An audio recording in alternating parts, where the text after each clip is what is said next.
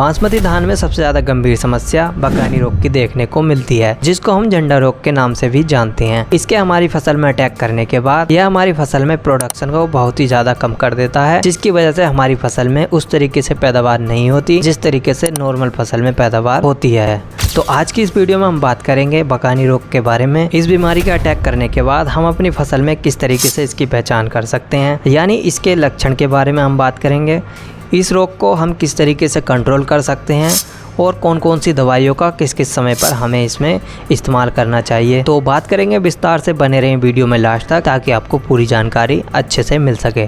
तो चलिए शुरू करते हैं बिना देरी किए। दोस्तों, बकानी रोग हमारी फसल में पौध से लेकर धान में बाली निकलने तक दिखाई देता है, जो कि हमारी फसल में पैदावार पर बहुत ही ज्यादा गहरा प्रभाव डालता है। बकानी रोग बीज जनित बीमारी है जो कि बीज में फंगस होने की वजह से फैलती है, लेकिन यह हमारी फसल में हवा के द्वारा या फिर जमीन में उपस्थित फंगस की वजह से भी फैल सकती है। शुरुआती अवस्था में धान की नर्सरी में इसके लक्षण दिखाई देने लगते हैं। जब आप अपनी धान की नर्सरी में देखेंगे तो जो रोगग्रस्त पौधे होंगे तो वह पीले दिखाई देंगे और वह बारीक और पतले दिखाई देते हैं। टाइम बीतने के बाद यह पौधे लंबे हो जाते हैं, इनकी हाइट नॉर्मल पौधों से ज्यादा हो जाती है। दूसरी अवस्था में जब अपने खेत में आप अपनी नर्सरी की ट्रांसप्लांटिंग कर देते हैं तो उसके बाद इसके लक्षण आपको अपने खेत में दिखाई देने लगते हैं। जब आप देखेंगे तो इन रोगग्रस्त पौधों की हाइट जो नॉर्मल पौधे होते हैं उनसे ज्यादा होती है और यह पौधे आपको पीले भी दिखाई देते हैं।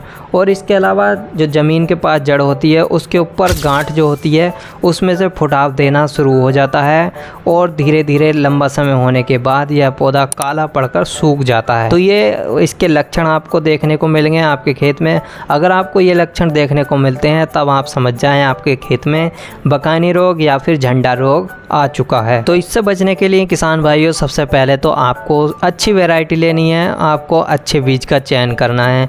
रोगग्रस्त बीज को आपको नहीं लगाना है, आपको वहाँ से बीज खरीदना है जहाँ से आपको अच्छा बीज मिल सके। तो सबसे पहला पॉइंट यही रहता है कि आपको बीज अच्छा लेना है। इसके अलावा आपको बीज को उपचारित करना है किसी फंगिसाइड या फिर बैक्टीरियासाइड से।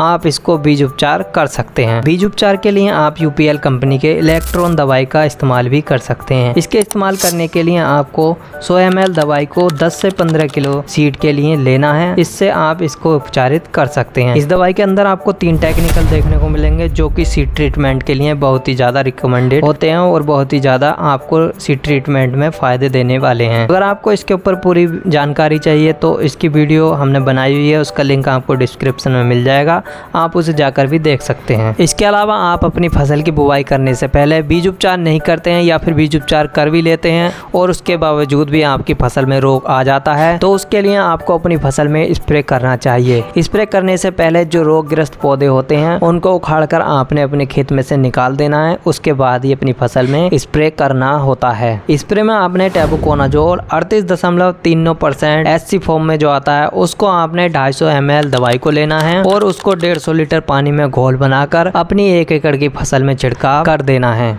यह दवाई आपको बकानी रोग पर बहुत ही अच्छे रिजल्ट देने वाली है।